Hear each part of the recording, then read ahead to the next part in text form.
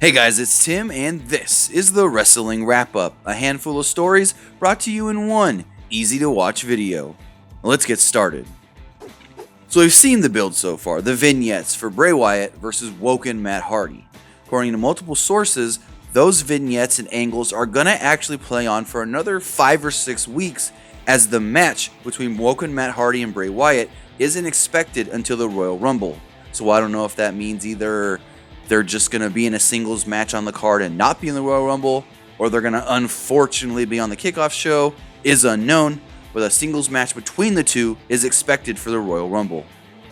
So last night on Monday Night Raw, we saw the debut of Hideo Itami. Hideo Itami came out and saved his old-time buddy Finn Balor from a beatdown at the hands of the Miztourage. They then teamed together, Hideo Itami and Finn Balor did win, and now we're hearing that the reason they did that is to make Hideo Itami seem like an even bigger star going into the Cruiserweight division. There's two sides to this. First off, it's the fact of they want somebody going into that Cruiserweight division kind of with a little bit of a Neville momentum, where it's like, well, he's not just some Cruiserweight guy coming in here, but he's the guy that is known to also fight guys outside the Cruiserweight division, which would make him seem like a bigger star. Also, they wanted to get eyes on Itami this way because he has missed a lot of time during his career in NXT, and some fans may have never seen him in NXT or forgot that he was in NXT.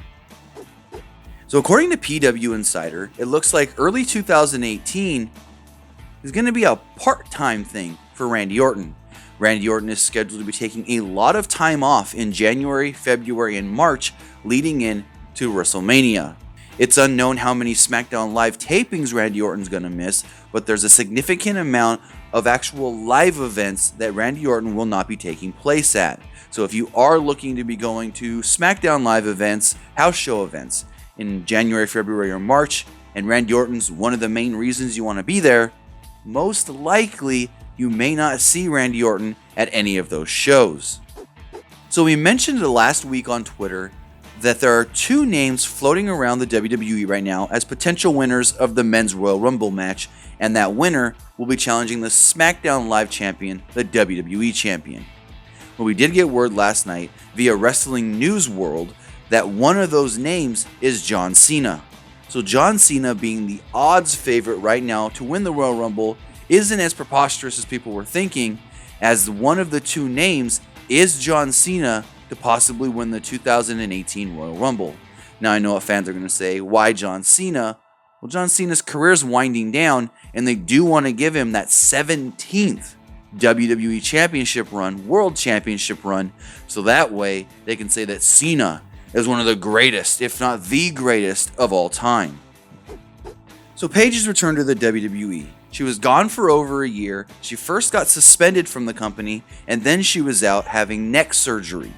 Paige was on a recent episode of Lillian Garcia's new podcast, and she did open up emotionally about all the leaked photos and videos that did come out this year.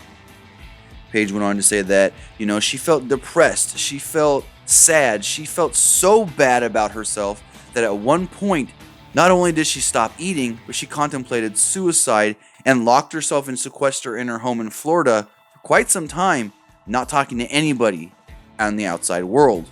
Well, unfortunately, it's not done. More videos and photos have leaked over this past weekend of Raw superstar Paige. The new video of Paige does also feature former WWE superstar Brad Maddox, and the website that leaked it also stated that there could be even more, like an immense amount of more, that could be leaked later this week. This girl, she's gone through a lot. And if you haven't listened to the interview on the Lillian Garcia podcast, I would really advise you guys to go listen to it, because it is amazing. Like, just hearing Paige talk about it, I really didn't think she would open up about it the way she did. And when I started hearing things about this interview, I was like, man, I gotta go listen to it, and it's worth a listen if I do say so myself. But that's gonna do it for this episode of the Wrestling Wrap-Up. Let us know your thoughts in the comments below on all the stories we covered today. And as always, remember to like and share this video, like us on Facebook, Instagram, and Twitter, subscribe here on YouTube, and follow PWUnlimited.net for the latest in pro wrestling news.